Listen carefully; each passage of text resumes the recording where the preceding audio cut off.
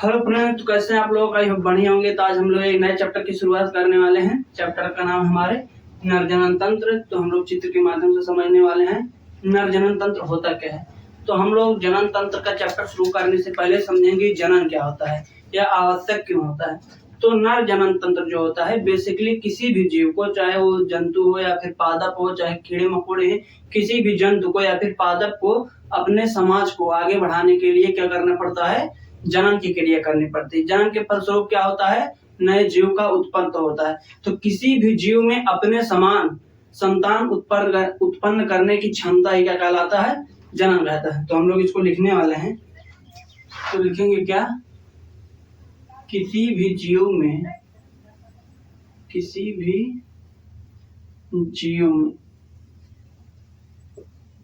अपने समान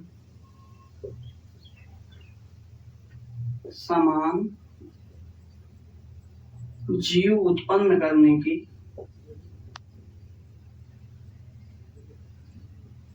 क्षमता को जनन कहा जाता है।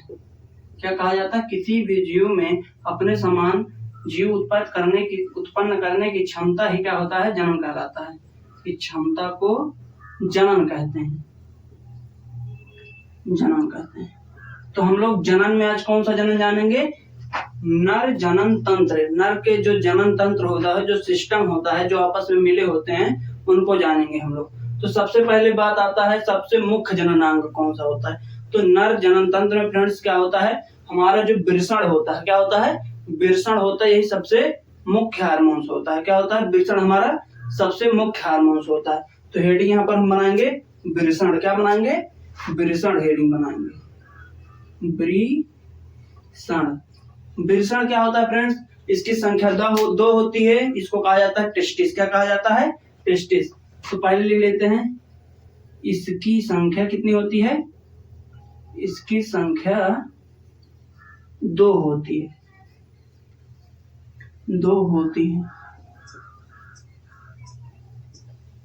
और इसका क्या कार्य है? इसकी संख्या 2 होती है और क्या करता है?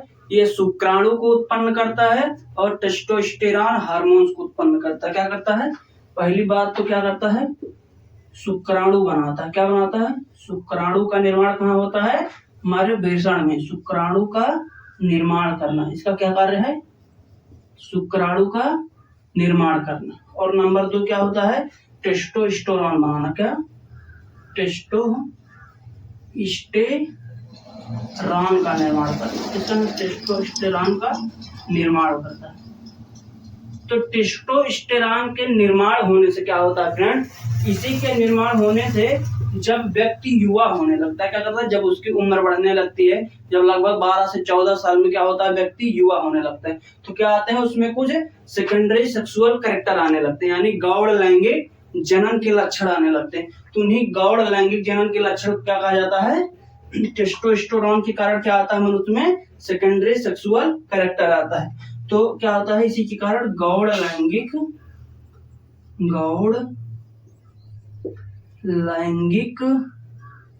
जनन के लक्षण।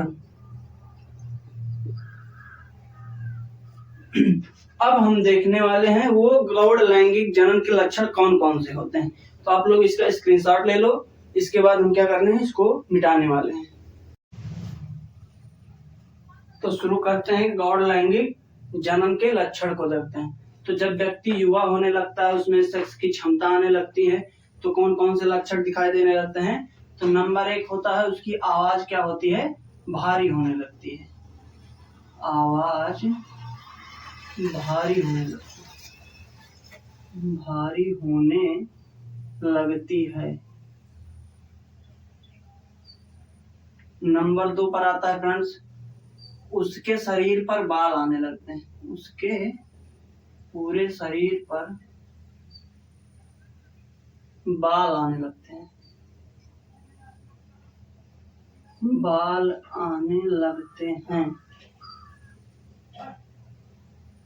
नंबर 3 होता है उसका शरीर सुडौल होने लगता है। क्या होता है? उसका शरीर में ताकत आने लगती है, सुडौल होने लगता है। उसका शरीर सुडौल होने लगता है। होने लगता है। नंबर 4 पर आता है, उसमें शुक्राणु का निर्माण होने लगता है। जब व्यक्ति युवा होने लगता है सबसे पहले क्या होता है, उसमें शुक्राणु का निर्माण होने लगता है। निर्माण होने लगता है। नंबर 5, उसमें दाढ़ी मूंछ आ जाती है। क्या होता है, उसके दाढ़ी तथा मूंछ आने जाती है। दाढ़ी तथा मूंछ आ जाती है।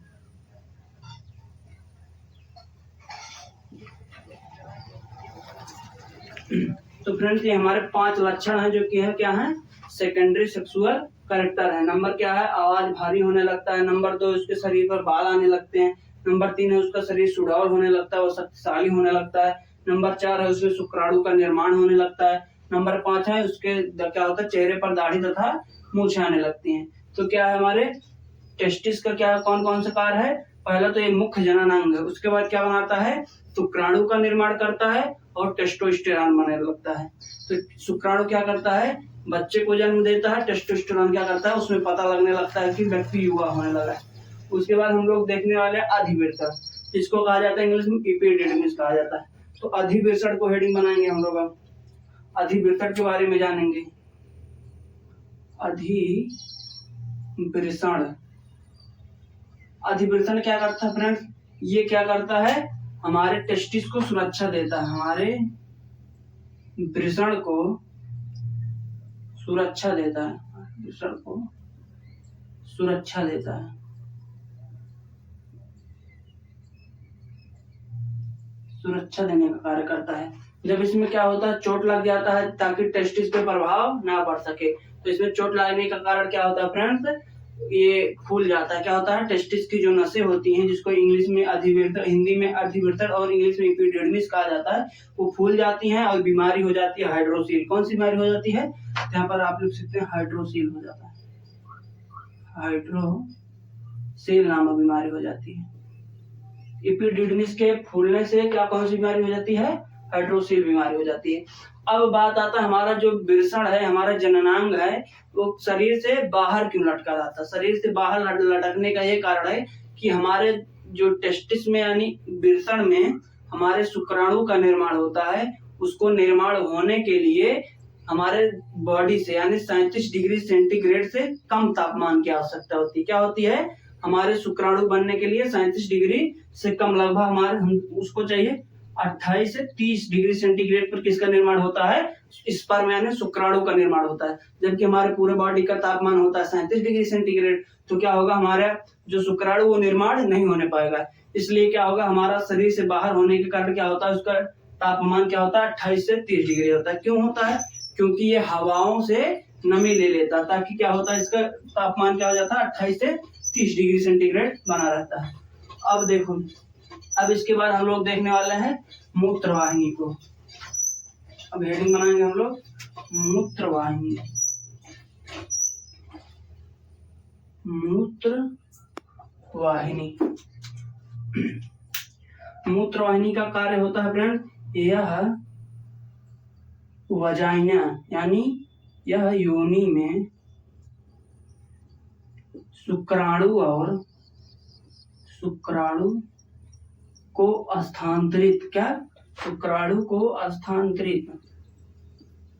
स्थानांतरित और मूत्र त्याग करने के काम में आता है। मूत्र त्याग करने के काम में आता है, काम में आता है। हमारे शिश्न तक शुक्राणुओं को कौन पहुंचाता है, तो मूत्र वाहिनी पहुंचाती है। उसके बाद ये मूत्रवाहिनी हो गई हमारे, तो यहाँ पर हमारा हो गया शुक्राशय। क्या है हेडिंग, शुक्राशय। ये वाला भाग कौन सा है, शुक्राशय। जो छोटा सा गोल संरचना दिख रही है क्या है, शुक्राशय। तो हम लोग शुक्राशय को देखने वाले हैं। शुक्राशय, शुक्राशय क्या होता है फ्रेंड्स, जब हमारे स्पर्म क्या हो जाते हैं, निकलने वाले होते हैं और वो परिपक्व हो जाते हैं तो कहाँ पर आ जाते हैं, शुक्राशय में आ जाते हैं। शुक्राशय क्या करता है, हमारे शुक्राणु को परिपक्व करता है। क्या करता है,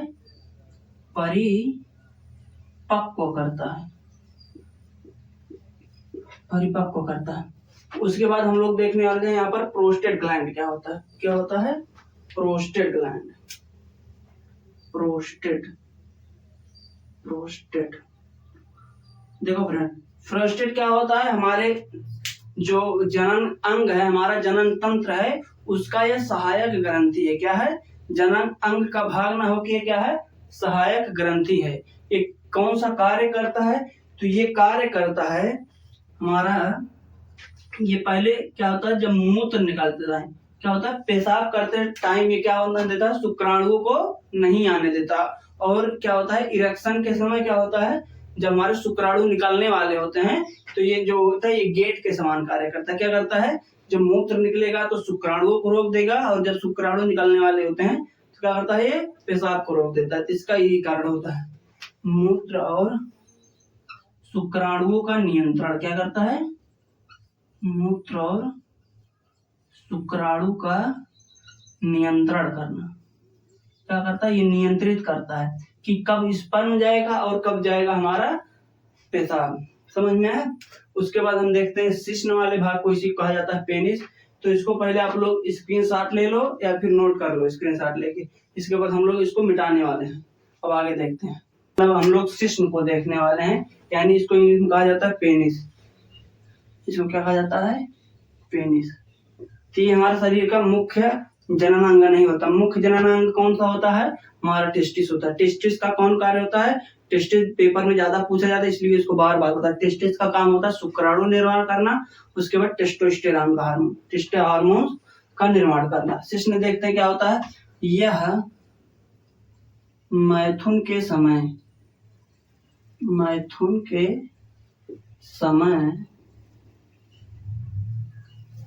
क्या करता है, योनि में शुक्राणु को स्थानांतरित करने का माध्यम होता है। स्थानांतरित करने का माध्यम होता है। क्या होता है फ्रेंड, ये होता है मैथुन के समय, जब हमारा इरेक्शन होने वाला होता है तो मैथुन के समय योनि में क्या होता है, शुक्राणुओं को इंजेक्ट करने का कार्य होता है। तो आज का हमारा जो चैप्टर है वो समाप्त होता है। आप लोग पूछेंगे मूत्राशय क्या नहीं बताया, मूत्राशय फ्रेंड इसलिए नहीं बताया गया, नरजनन तंत्र का अंग नहीं है। मूत्राशय को जब आप लोग को उत्सर्जन तंत्र बताया जाएगा तब मूत्राशय के बारे में बताया जाएगा। तो हमारा आज का चैप्टर यहीं पर समाप्त होता है। तो अगर आप लोग नए हैं तो चैनल को सब्सक्राइब करें और वीडियो अच्छी लगी हो तो लाइक जरूर करें। धन्यवाद।